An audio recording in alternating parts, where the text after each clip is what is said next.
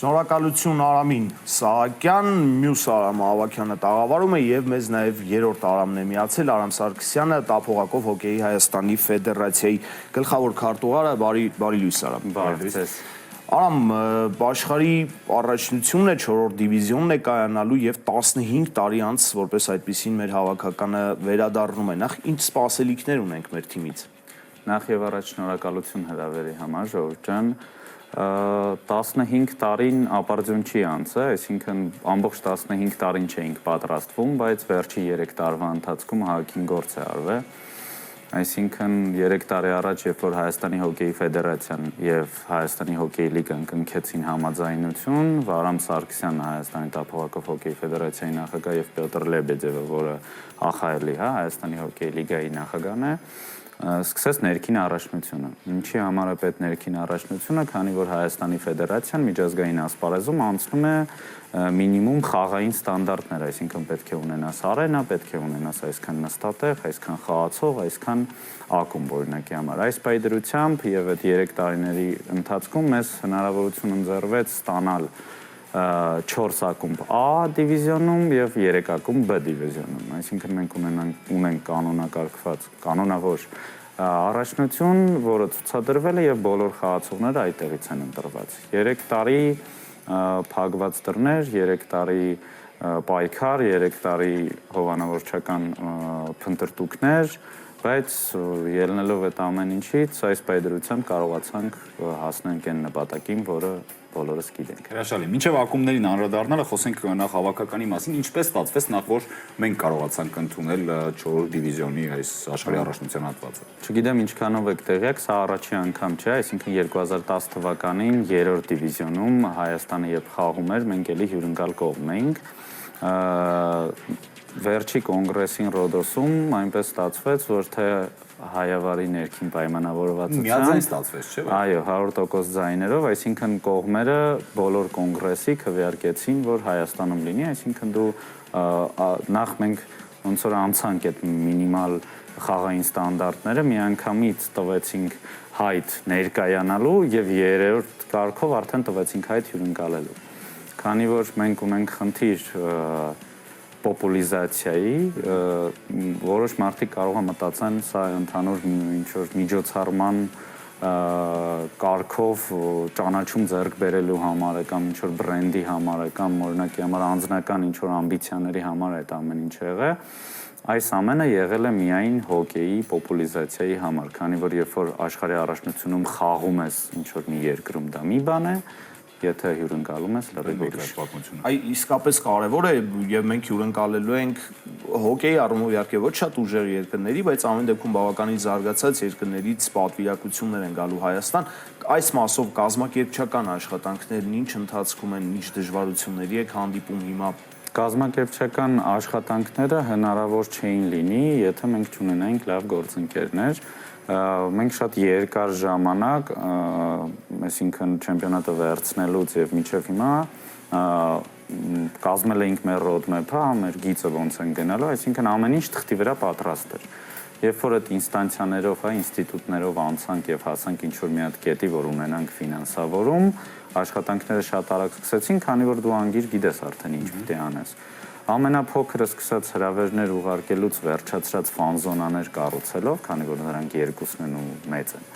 Ամեն ինչ այս պայդրությամբ բացի ֆանզոնաներից արված է, որովհետև քաղաքապետարան թույլ չտալի ինչ-որ ժամանակից շուտ այդ ամեն ինչը անել։ Այսինքն ահռելի գործ է արված հոկեյի լիգայի եւ ֆեդերացիայի թմերի կողմից։ Մենք ունենք գործընկերներ նաեւ event management-ի կազմակերպչական տեսանկյունից։ Իրականում այս պայդրությամբ խնդիր չեմ տեսնում, մենք պատրաստ ենք, քանի որ շանս չունենք այլ տարբերակ չի մնացել։ Խոսենք նաև խմբի մասին, նախորդ տարի Մոնղոլիայի հավաքականը կարողացավ գլխավորել, փաստացի ավելի բարձր գնացին առաջ, Իրանի հավաքականն է միացել եւ Ուզբեկստանի, եթե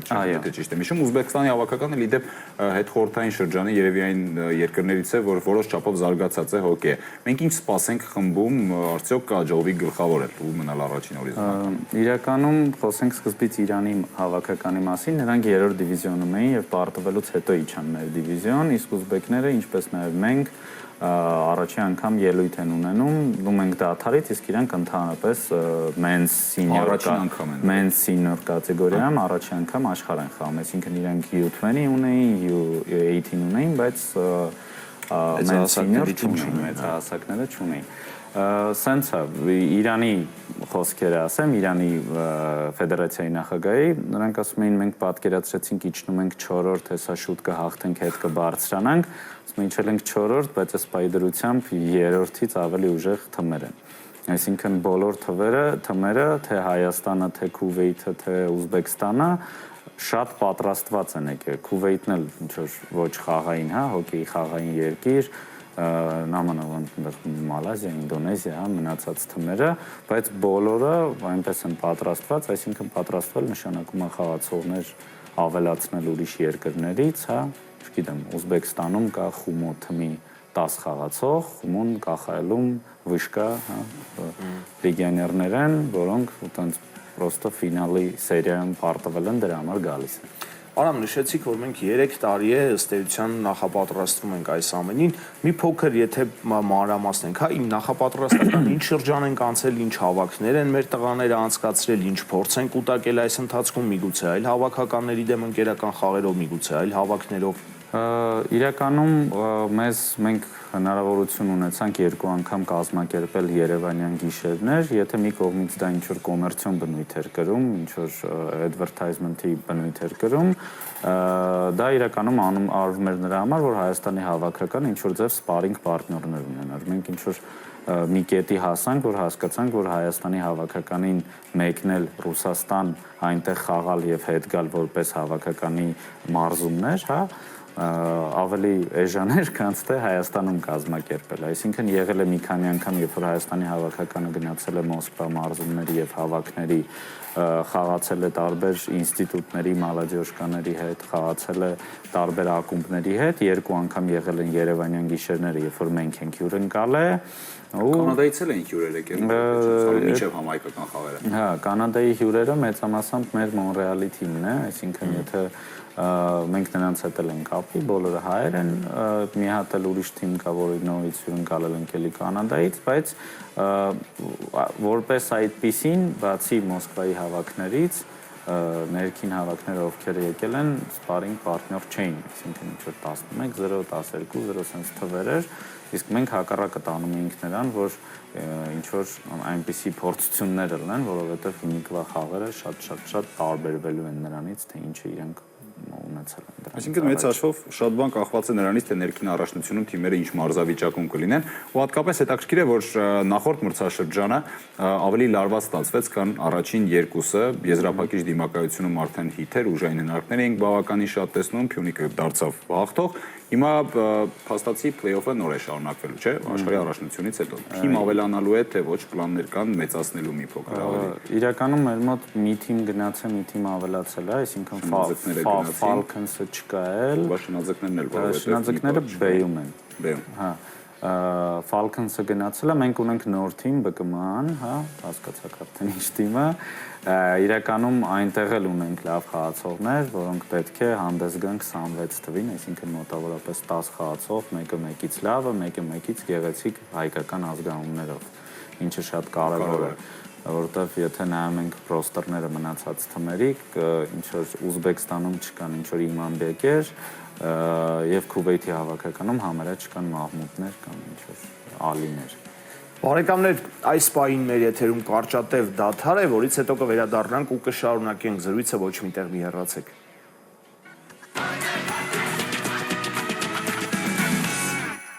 Վերադառնում ենք տաղավար եւ շարունակում ենք զրուցել Արամ Սարգսյանի հետ։ Արամ, նշեցիք, որ այս ամենը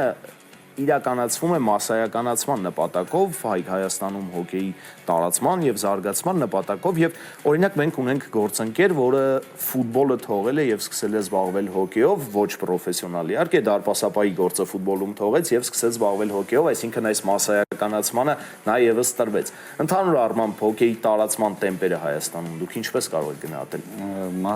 Մասսայականացման առաջին նպատակը միշտ լինում է, որպեսզի դու ունենաս դպրոց, երեխաներ եւ հասկանան, որ այսպեսի կա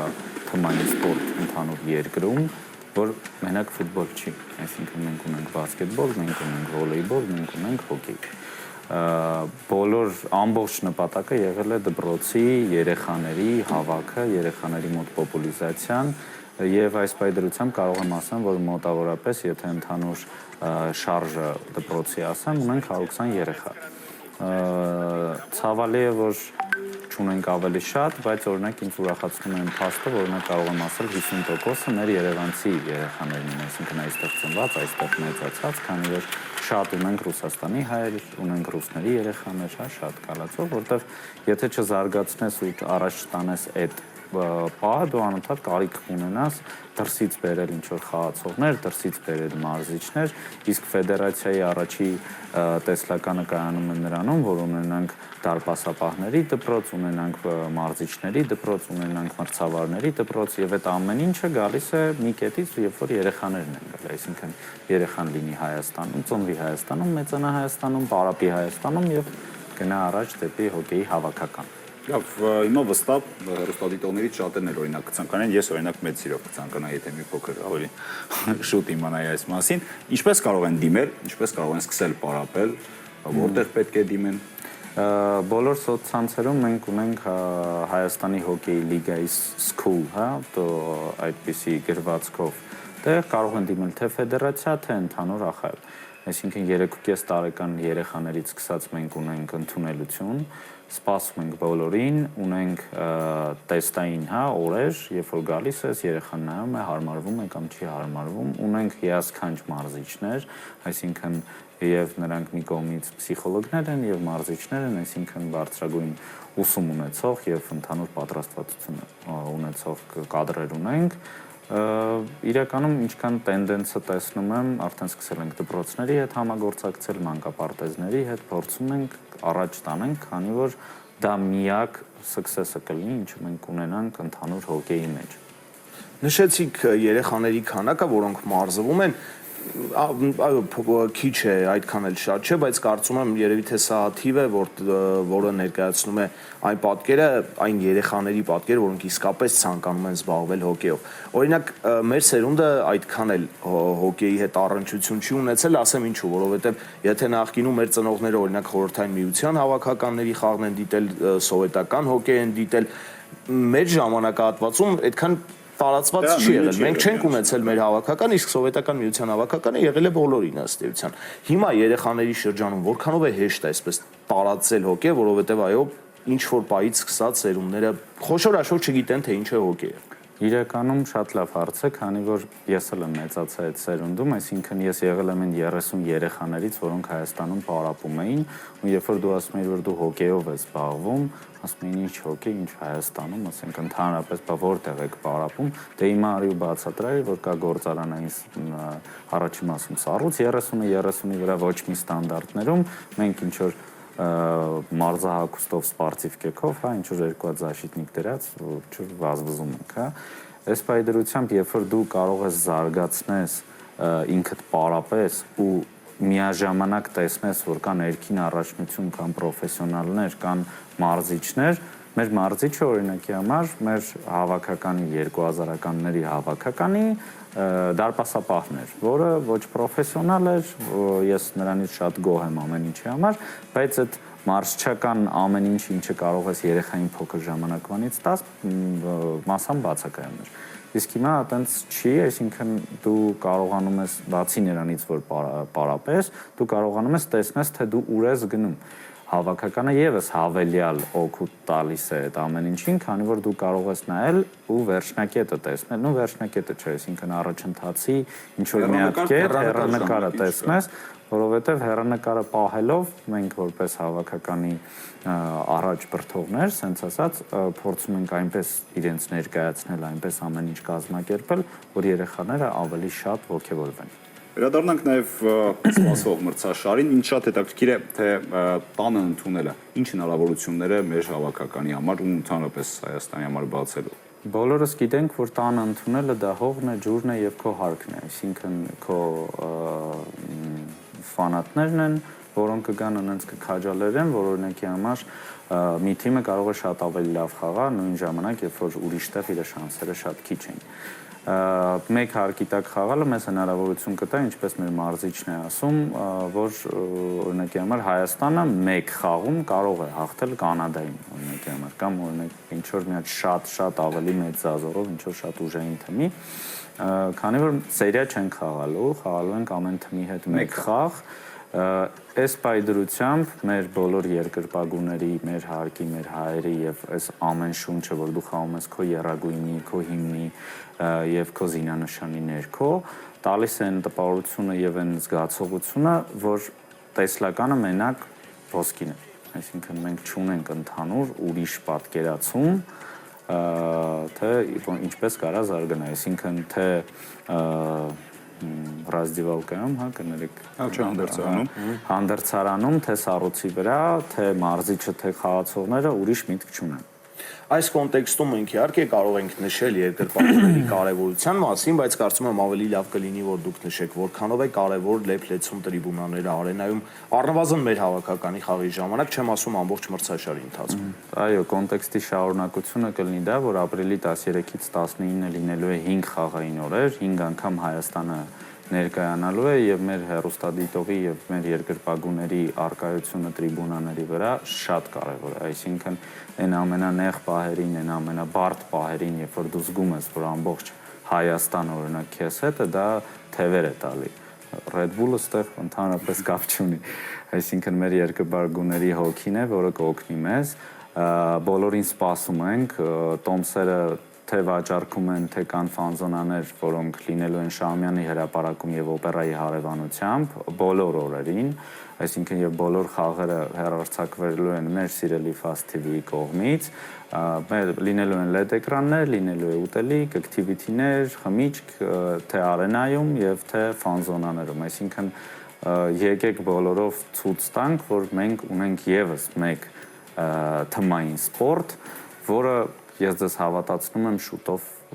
շատ ավելի լավ արդյունքներ ցույց կտա, քան թե մնացած բոլոր սպորտերը բոլոր աշխարհում։ Ես լրիվ համաձայն եմ։ Շնորհակալ ենք զրույցի համար, Արամ, մենք էլ ենք լիահույս եւ հաջողություն ենք մաղթում ձեր այս կարևոր նախաձեռնության մեջ։ Շնորհակալ եմ։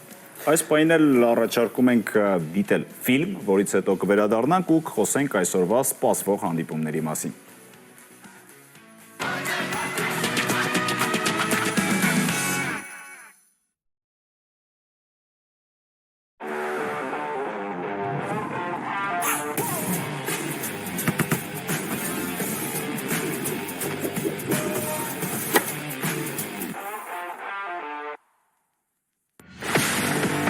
Տասնհինգ խաղ, 6 երկիր, սառցե մարտեր Երևանում, 15 տարի անց տափողակով հոկեյի Հայաստանի հավաքականը նորից Ճերմակ արենայում է պատրաստ պայքարի։ Տափողակով հոկեյի աշխարհի 4-րդ դիվիզիոնի առաջնություն։ Ապրիլի 13-ից 19 դիտեք Fast Media-ի հեռուստաալիքների ուղիղ եթերում եւ Fast TV հավելվածում։